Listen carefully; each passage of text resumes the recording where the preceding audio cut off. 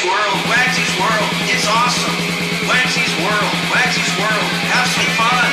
WAGSY'S World, WAGSY'S World, like and subscribe. It's Rocky Balboa, the Italian stallion. No, sorry about that, poor imitation. I'm Wagsy, welcome to WAGSY'S World. And today's subject is what makes the film Rocky great. First off, I want to thank you for subscribing, liking, and please remember to share it to your friends. I've got my Philly bub cap on to represent the area that film was made in, the story was about. And I've also got my number 8 jersey because there's 8 films in the Rocky franchise. But today I'm focusing only on the original Rocky. This is a special video for me because of what the film Rocky means to me, and I'll get into that later. Please watch to the end of the video because I'm going to give you Ring Magazine, which is like the boxing Bible. I'm going to give you their top 10 heavyweight boxers of all time. I'm also going to let you in on a connection between Rocky and me and my wife's wedding. So there's 2 things. And then there's one thing kind of towards the end that you're gonna probably be astonished at. I'll just say, remember when Rocky drank 5 eggs before training every day? That's all I'll say. Okay, let's get started with the rags to riches underdog American dream story that is Rocky. Some critics and accolades and stats. It was released in 1976. Sylvester Stallone as Rocky Balboa. Burgess Meredith as Mickey, his trainer, Mickey Goldmill. Talia Shire as Adrian, the shy Adrian. Burt Young as Adrian's brother, Paulie. Carl Weathers as Apollo Creed, the flamboyant heavyweight champion of the world. As I said, it takes place in Philly, which is kind of like one of the boxing capitals of the world. Rocky was a sleeper hit, but it had a long run in the theaters. It only cost $1 million to make in today's money, so you can see that's almost a nothing budget. But it's made to date, the original is made $1 billion in today's dollars. The critics mainly liked it a lot. They really did. It got 10 Academy Award nominations with 3 wins. Best Picture, Best Director, and I'm going off my memory. I don't recall the other one. It might have been editing. But definitely Best Picture and Best Director. Now, Sylvester Stallone wrote this script, and he was penniless when he did. He wrote it after seeing Ali versus Chuck Webner, Muhammad Ali versus Chuck Webner. And he wrote the script in 4 days, kind of based on that and a composite of other boxers through time. So somehow he got it to United Artists and they loved the script. But they didn't want to have him star in it like he wanted. They wanted Robert Redford or James Caan. Stallone wouldn't sell. He wouldn't give in. They offered him a lot of money for the script, and again, he had virtually 0 money. The studio finally gave in and relented. But there were some caveats. Number 1, they couldn't get a known supporting cast because Stallone was basically a nobody, certainly in acting. And also, they gave him, as we said, a low budget. I mean, $1 million in today's dollars. I forget what it was back then, a couple $100,000. It was a pitiful budget. Now, the movie was groundbreaking in many things, but believe it or not, in the camera techniques used, it was very groundbreaking. They popularized the Steadicam, which on a track and it rolls along as he's in his running scenes and stuff. It's also filmed very gritty, which a lot of the 70s films were. It just gave it a gritty look and a low budget look, but it was kind of effective. The movie also was very popular with all types of people.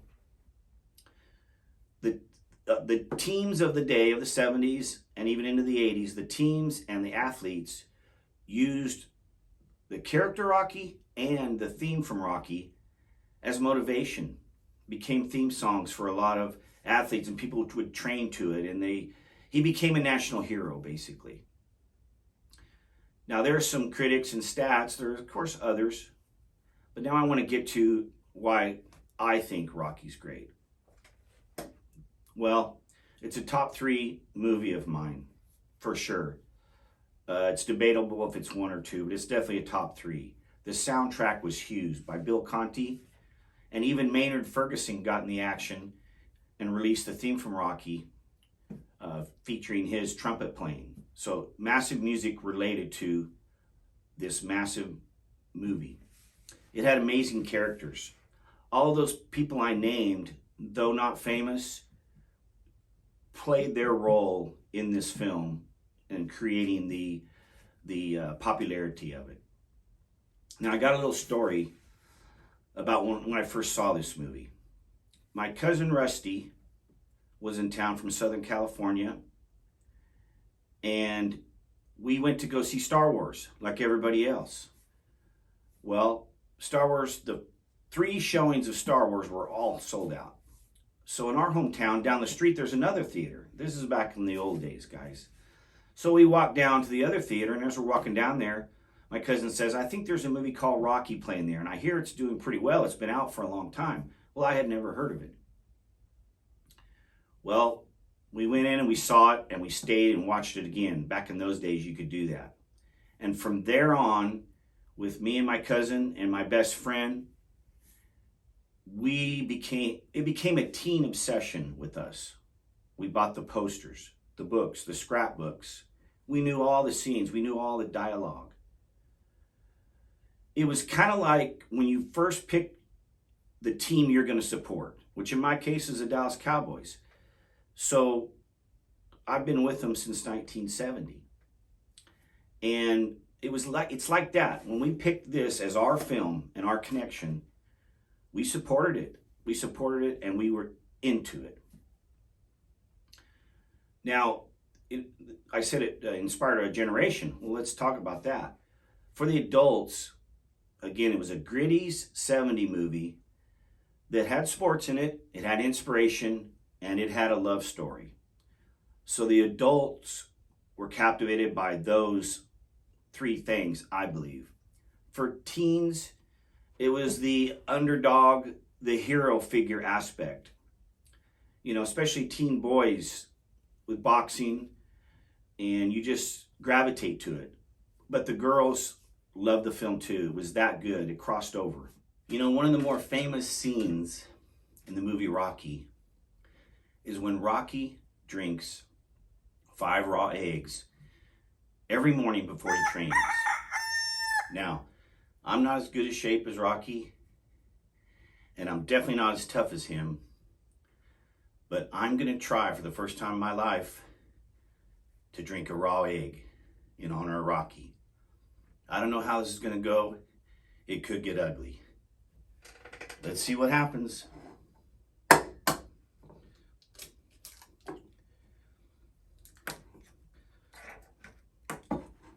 I'll just do it for Mick.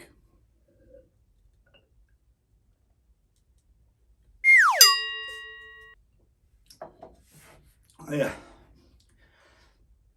Oh man. How did he do 5? There you are. I'm a Rocky Jr. Now, some of my favorite scenes, and they're all great scenes in the movie. One where he's in the Shamrock Meats and they're pounding the beef in his training. The training scenes themselves were awesome. They were just totally, with the push-ups, the everything, the running through the streets and stuff like that. Just awesome. Speaking of running up the steps. That's iconic. You can describe this whole film as being iconic, truly. And then at the end of the fight, when he's screaming Adrian in the ring. He can't find her. He can't hardly see. He's so cut up with his eyes. For me, though, my favorite scene is when Mickey Goldmill asks him to be his trainer when he finally gets a title shot.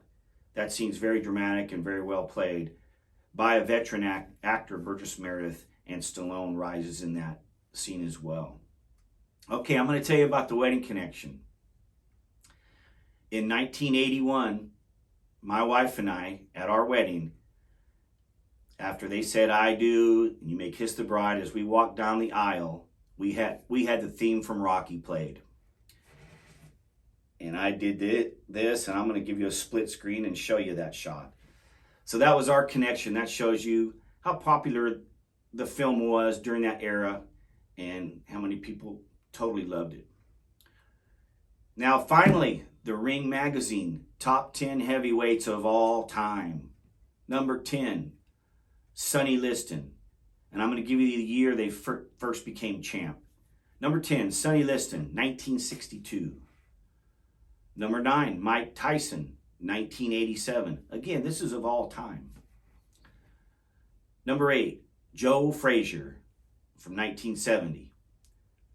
Number 7, George Foreman from 1973. What a glorious era that was in the 70s for boxing. Number 6, Jack Dempsey, 1919. I said of all time, so we're going way back on some of this.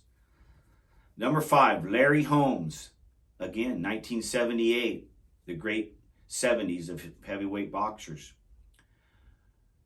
Number 4, Rocky Marciano, 1952, another fighter, obviously, that Stallone patterned this screenplay, book, and film after.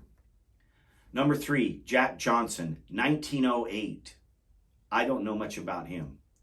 He's number 3 on Ring Magazine's list. He must have been great. Number 2, Joe Louis, 1937. I know he was great.